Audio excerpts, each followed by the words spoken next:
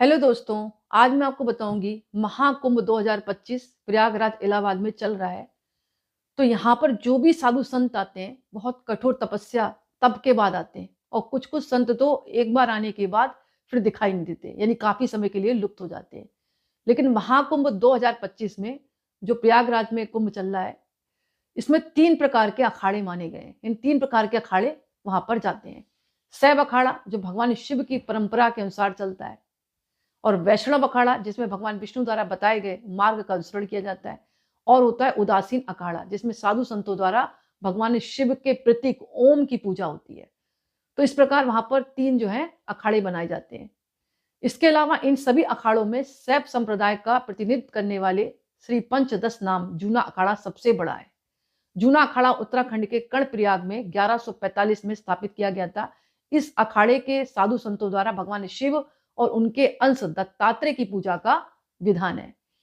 यह अखाड़ा नागा साधुओं के लिए विशेष रूप से प्रसिद्ध है और यहाँ नागा साधुओं की संख्या सबसे अधिक पाई जाती है।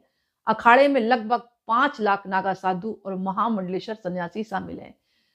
और नागा साधुओं की बहुत ज्यादा महिमा होती है। काफी तप करने के बाद जो है नागा साधु बनते हैं, क्योंकि इतनी सर्दी में समझ लो वस्त्र भी धारण नहीं करते, ऐसी कठोर तपस्या में वो लीन रहते हैं।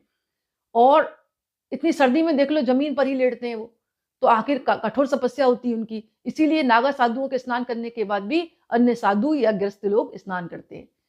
इसके अलावा इस अखाड़े के आचार्य जो है वो महामंडलेश्वर स्वामी अवधेश चंद्र गिरी महाराज हैं, और इसके अंतरराष्ट्रीय संरक्षक जो है श्री महंत हरिगिरी है। जूना अखाड़े की पेशवाई महाराजाओं की शान और वैभव को प्रदर्शित करती है। आपने भी वहां देखा होगा, इसमें जो है स्वर्ण रथ अन्य प्रकार के कई वैभवपूर्ण यानी अच्छे अच्छे ढोल बाजे के साथ जो है साधु संत पधारते हैं, यानी एक प्रकार की खुशियां मनाते हैं।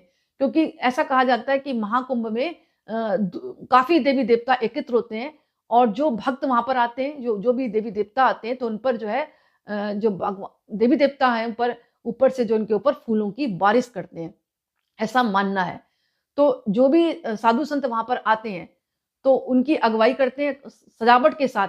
मतलब हाथी आते हैं, घोड़े आते हैं, और खुद भी वो सज धज के आते हैं, क्योंकि उनका मानना यही होता है कि यहाँ पर देवी देवता स्नान कर रहे हैं, तो जब उनसे मिलने जा रहे हैं या देवी देवता ऊपर से देखकर फूल की बारिश कर रहे हैं, तो उनका मानना है तो हमको सज धज कर जाना चाहिए। तो आपने अभी देखा होगा प्रयागराज में जितने भी महामंडलेश्वर साधु संत आ रहे हैं, तो मतलब गाते नाचते हुए आ रहे हैं, और कोई हाथी पर चढ़कर आ रहा है, कोई रथ पर चढ़कर आ रहा है, और अच्छी तरह सज धज कर आते हैं। और इसके अलावा वहां पर वो बैठकर जप तप पूजा साधना करते हैं। इसीलिए जो है